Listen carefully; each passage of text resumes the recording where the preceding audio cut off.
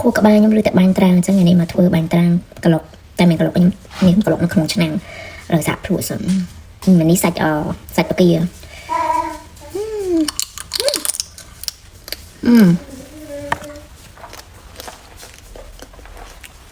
ហើយឆ្នាំងស្លាប់អត់ប្រៃ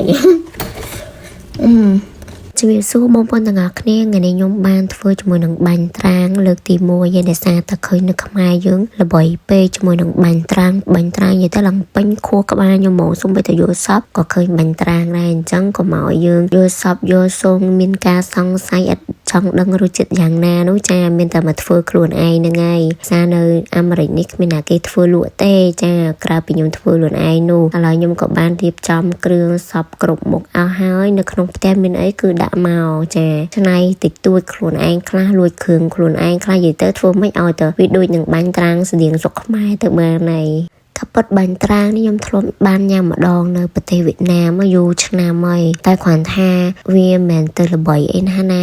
ដែលសារតែល្បីហ្នឹងគឺដោយសាររឿងប្រៃឡប់ហ្នឹងឯងអញ្ចឹងមិនធ្វើឲ្យបាញ់ត្រាងធម្មតាសោះហ្នឹងធ្វើឲ្យជាម្ហូបមិនធម្មតាវិញម្នាក់សឹងតើធ្វើមិនឲ្យតែបានសាកភ្លុះរសជាតិហ្នឹងមិនអស់ចិត្តដូចទាំងខ្ញុំដែរនេះអត់ដែរធ្វើញ៉ាំទេចាតែគ្រាន់តែចង់ដឹងរសជាតិបែបណានោះហើយអត់មានណាគេលក់ហ្នឹងអញ្ចឹងមានតែមើលគេខ្លះហើយក៏ភ្លក់រសជាតិខ្លួនឯងខ្លះអញ្ចឹងណាហើយក៏មកធ្វើខ្លួនឯងទៅនិយាយពីថាវីដេអូនេះឈឺក៏ដោយសារបាញ់ត្រាងនឹងដែរគ្រាន់តែមើលម្ទេសខ្ញុំមិនដឹងហើយមានម្ទេសហុយផងមានបកាក្រៀមផងហើយមានទាំងអាម្ទេសក្រេនឹងបញ្ញក់សាច់យកពណ៌ប៉ុន្តែចាអាផេងម្ទេសហ្នឹងយើងដាក់ច្រើនពេកទៅវាធ្វើឲ្យយើងញ៉ាំច្រើនវាឈឺកដែរតែនិយាយមែនណាបងប្អូនបាញ់ត្រាងនេះឲ្យញ៉ាំគឺជក់មាត់មែនតែនហើយបើសិនជាពេលញ៉ាំធ្វើឲ្យអាពេលថ្មីនេះអូយនិយាយពីថាញ៉ាំជក់មាត់ហ្នឹងវាអត់ចង់ឈប់ហ្មងណានិយាយមែនហើយបើថាញ៉ាំលេងអង្គុយមើលរឿងដូចរបៀបថាញ៉ាំជំនួស popcorn អីហ្នឹងអូយត្រូវម៉ាច់ហ្មង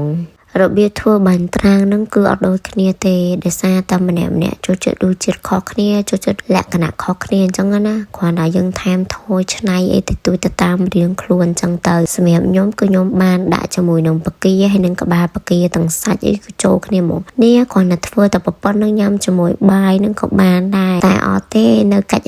រៀងចង់ដាក់សបកណាមធ្វើវាលក្ខណៈបាញ់ត្រាងអីដូចនៅខ្មែរចាគឺពកប៉ាពេញនឹងតែម្ដងនិយាយមែនគាត់ទៅរៀបគ្រឿងនៅក្នុងផ្ទះយកមកចេញនៅតម្រៀបហ្នឹងក៏ចង់វល់មុខដែរណាក៏ប៉ាត់ស្រួលធ្វើទេតែគាត់ណាគ្រឿងវានោះជាចប់ច្រើនណាស់ស្នាងខ្ញុំធ្វើតែបន្តិចបើធ្វើច្រើនធ្វើលក់អីដូចគេទៀតអូននឹងបែបម៉ាំប៉ុណ្ណាទេខ្ញុំនៅតែនិយាយថាបងប្អូននៅខ្មែរសំណាងជាអ្នកនៅរស់នៅស្រុកគេណាដោយសារតែចេញតែពីមុខផ្ទះហ្នឹងមានជុំវិញលក់អីសពគ្រប់បែបយ៉ាងផ្សារនៅចិត្តផ្ទះអីក៏មានចាបើខ្ញុំនេះវិញនិយាយពីថាក្លៀនអីគឺធ្វើខ្លួនឯងហើយតម្រាំតែធ្វើហើយហ្នឹងអារម្មណ៍នៃការក្លៀនហ្នឹងលែងចង់ញ៉ាំបាត់ហើយក្លៀនដល់ 100%កំពុងធ្វើហ្នឹងនាំធ្វើឲ្យហត់ហ្នឹងគឺថាវាលែងចង់ញ៉ាំហ្មងនិយាយមែនអញ្ចឹងមិនថាយកអារម្មណ៍អ្នកចង់ផៅពេលដែលកំពុងធ្វើឲ្យម្នាក់ញ៉ាំហើយដល់ពេលចង់ផៅអត់ញ៉ាំអាហ្នឹងគឺយកអារម្មណ៍នឹងច្បាស់ហ្មងខ្ញុំលាយគ្រឿងមុនហើយបើខ្ញុំចាប់ផ្ដើមដាក់គ្រឿងហ្នឹងវារៀងតិចបន្តិចចាប់ផ្ដើមមកកាត់សបកបាញ់ត្រាងដែលគេយកទៅសបកហ្នឹងយកធ្វើមូគួងយើងញ៉ាំហ្នឹងចាសម្រាប់បើសិនជាបងប្អូនធ្វើដូចខ្ញុំចេះខ្ញុំណែនាំថាមិនបាច់យកទៅដាក់ជាមួយនឹងភ្លើងទៀតទេដោយសារតែទឹកសរបស់ខ្ញុំនេះវាទឹករៀងច្រើនហើយបកាទៀតអញ្ចឹងនៅពេលដែលយើងដាក់កូរជាមួយនឹងភ្លើងចេះវាធ្វើឲ្យបាញ់ត្រាងរបស់យើងនឹងវាឆាប់ទន់ណាវាស្រួយបានតែមួយផ្លេតនៅពេលដែលវាត្រូវភ្លើងអញ្ចឹងនៅពេលដែលបងប្អូនចង់បានទុកឲ្យយូរហើយស្រួយខ្លាំងណាបាញ់ត្រាងនឹងមិនបាច់យកទៅដាក់កម្ដៅជាមួយនឹងភ្លើងទេក្លុកទៅជាមួយគ្រឿងដូចខ្ញុំចេះទៅគឺបានហើយបើធ្វើដូចខ្ញុំចេះខ្ញុំធ្វើហើយគឺថាឆាប់ស្វិតមែនតែនវាស្រួយបានតែពេលដំបូងហើយតែពេលដាក់លើចានទៅវាទន់ស្វិតអស់លេងហ្មងណានិយាយមែនធ្វើហើយញ៉ាំហើយស្ដាយត្រង់វគ្គហ្នឹងហ្មងបើសិនជាដឹងអញ្ចឹងគឺអត់យកទៅដាក់ក្តៅមួយភ្លើងទេគ្រាន់តែក្លុកជាមួយគ្រឿងហ្នឹងគឺហើយបាត់ហើយធ្វើបាញ់ត្រាងនេះស្រួលប៉ុន្តែគ្រឿងវាច្រើនយើងត្រូវក្លុកអីញ៉ៃអញ្ចឹងទៅវាស្មុគស្មាញត្រង់ហ្នឹងបន្តិចហ ហើយគ្រឿងកុំចាក់ចូលទាំងអស់ដូចខ្ញុំអញ្ចឹងក៏ប៉ិតត្រូវចាក់ម្ដងតិចណាប៉ុ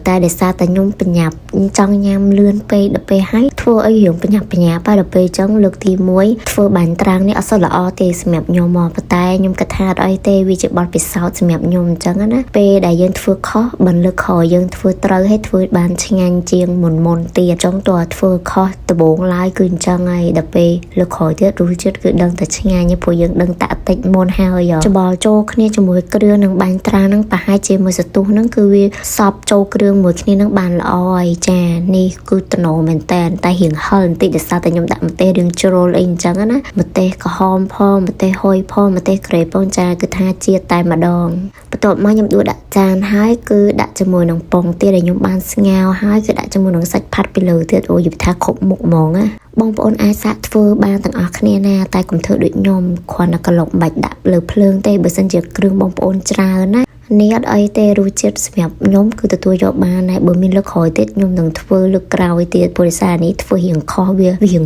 ទន់ណាសំខាន់ខ្ញុំដាក់ក្បាលប៉ាពីទៀត